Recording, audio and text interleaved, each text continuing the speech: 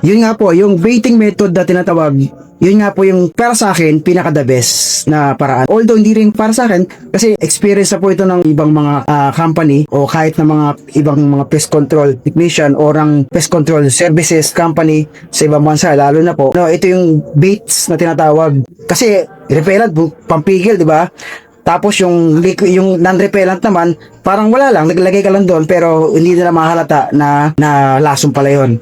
Pero ang baits po kasi, kagandahan dito, hindi lang siya pampigil, ano po siya, kumbaga, parang ganito, sa gera, di ba, sa gera, meron tayong defense tsaka offense, no? Minsan, ginagawa natin sa isang gera, defense lang yung malakas lang ang defense. Minsan naman, yung iba, umaatake pero ang comparison doon sa repellent, umaatake sila, offense sila, offense, pero ano lang, temporary offense lang, para maikli lang yung kanilang maikli lang yung kanilang opensa, medyo pangit ang kanilang strategy. Yun po sa repellent, kasi hindi lahat napatay although nakapatay sila, pero hindi lahat napatay. Yun po sa repellent. Pero sa non-repellent naman, defense po yun. Malakas ang defense. Kumbaga, sa non-repellent chemical, yun po yung defense. Malakas ang defense nila. Pag pumasok yung mga anay, pagpasok ng mga anay, parang bibigyan sila ng mga ng virus, magkakahawa-hawa sila. Unti-unti rin silang mamamatay. Ang mas magandang paraan sa gera, kumbaga sa gera, tayo po yung o-offensa. Mag-o-offense tayo. Ang pinaka-the best na offense, yung tayo mismo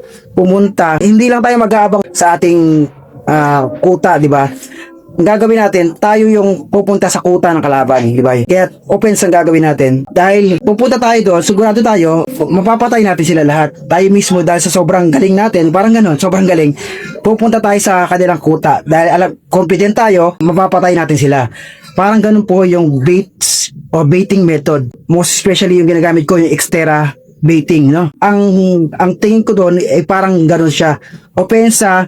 Kasi ang problema natin, dahil nga po hindi natin ang problema kasi sa mga anay na nakatira sa ilalim ng lupa, hindi natin makita kung nasa yung kanilang kuta. Hindi natin makita kung nasa kanilang bahay, no?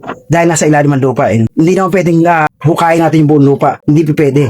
Mahirap po yun. At kahit mahukay mo yun, hindi mo rin makikita basta-basta. Kaya ang gagawin po natin, mag-o-opensa tayo sa pamamagitan po ng kanilang mga worker. Dahil ang kahinaan po nila, gagamitin po natin yung kahinaan ng mga anay na solusyon. Kung ano pa yung kahinaan nila, yung kahinaan nga po nila, yung kanilang sila po yung mga social insect. Ibig sabihin ng social insect, kailangan nilang mag-gather, kanilang mga kapwa anay. Tapos, yung isa pang kahinaan po nila, yung tinatawag natin tropalaxis. Ganito yun ang nagpapakain po sa entire colony, worker lang, yung worker. Yung worker po na yon, doon lang po nakasalalay yung pagpapakain o yung pagpapalaki din sa entire colony. Kaya yung worker na yon, yun po ang titirahin natin. Yun po yung tatargetin natin para makapasok tayo sa kanilang colony. Paano po yun?